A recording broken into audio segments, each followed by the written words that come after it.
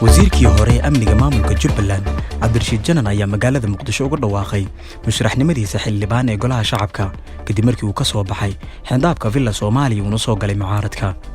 Cabdirashiid Janan oo muddo badan dagaal kula jiray dawladda federaalka ee Soomaaliya ayaa bilooyin ka hor isku soo dhiibay kadib heshiis dhaxmaray balse wuxuu ka soo baxsaday 2 maalmood ka hor inkastoo uu diiday inuu si cad u qirto.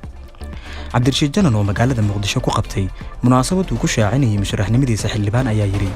waxaan maqliyay Cabdirashiid Janan waa fakaday horta aniga ma fakan waykan xilligu dalka ku jiro iyo xaaladda aan marayno aqligeedii aragtideeda milihi in shacabkii aan shalay u naxay iyo colaadii aan damiyay inaan dib u soo celiyo nin mucaarad ah oo raba inuu dagaalamo ma ihi mana ahaan karo dalka doorasho ayuu galayaa ayuu hadalkiisa sii raaciyay Janan.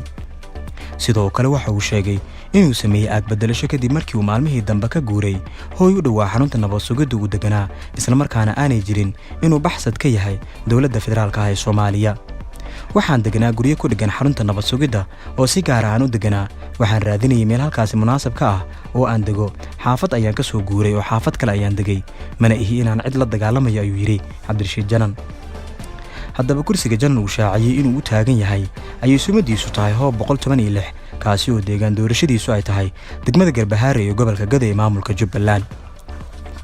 kursigan ayaa waxa xilligan ku fadhiya xildhibaan Cabdiqaadir Aadan Nuur waxaana jira musharaxiin dhowr ah oo ka mid yahay Cabdiqaadir oo u taagan kursigaasi siday qaarkood u sheegeen warbaahinta.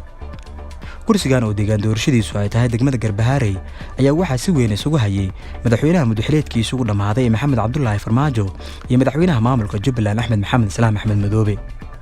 xogta la helay ayaa sheegaysa in Farmaajo Faad Yaasiin ay isku maandhaafeen damaca Cabdirashiid Janan ee ahaa inuu ka mid noqdo xildhibaanada baarlamaanka 11aad taasi oo keentay in ay labada dhinac isku dhacaan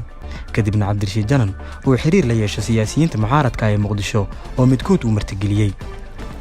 arrintan ayaa dhabarjab weyn ku ah madaxweynaha uu mudxuleedkiisu u dhamaaday Maxamed Cabdullaahi Farmaajo oo isoo dhiibidii Cabdirashiid Janan ka dhigay guul weyn oo siyaasadeed.